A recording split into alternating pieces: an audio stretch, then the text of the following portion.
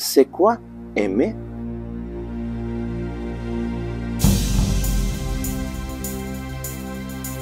Le Christ est ressuscité. Chers amis, bonjour. Nous lisons aujourd'hui de l'Évangile selon saint Jean au chapitre 15, verset 17.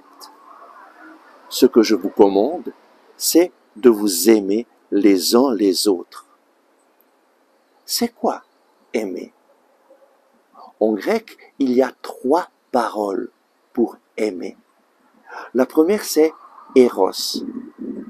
C'est le désir du bien sensible. Nous connaissons tous la parole érotique. L'éros, c'est un amour qui est positif et qui est aussi nécessaire dans une famille. Un homme et une femme s'aiment et cet amour érotique les lie. La deuxième parole utilisée en grec pour aimer, c'est philia. Philia, c'est l'amour d'amitié, l'amour qui prend soin de l'autre, l'amour que 2 amis ont. Par exemple, David et Jonathan se sont liés d'une amitié forte. La troisième parole, c'est agapé. L'agapé, c'est un amour désintéressé, un amour qui veut le meilleur pour l'autre, un amour qui prend soin de l'autre et décide le meilleur pour l'autre. Cet amour d'agapé, c'est un amour qui vient de Dieu et qui reflète l'amour de Dieu. C'est un amour qui est pour toujours. Dieu t'a créé pour un amour qui est pour toujours. Il t'a créé à son image et à sa ressemblance. Ton cœur est fait pour un amour qui te remplit, pour un amour qui continue dans le temps. Malheureusement, nous vivons dans des temps où très souvent les personnes mariées, après plusieurs années qu'ils vivent ensemble, se séparent en disant « je ne t'aime plus et je me sépare ». Très souvent, ce sont les enfants qui souffrent de cette séparation. Mais pourquoi est-ce qu'on en arrive là?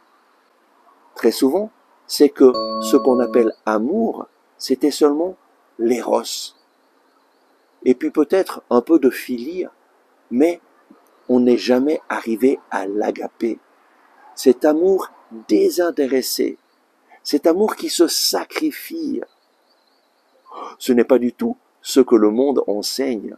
Le monde n'enseigne pas à se sacrifier pour l'autre, mais à utiliser l'autre pour remplir son cœur, pour remplir nos besoins.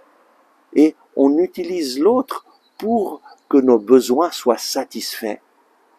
C'est clair que lorsque l'autre ne satisfait plus mes besoins, je ne ressens plus cet amour et je me sépare. Mais malheureusement, ça détruit des familles, ça fait souffrir les enfants. Tu es fait pour un amour qui dure pour toujours. Et Jésus nous commande de nous aimer d'un amour d'agapé.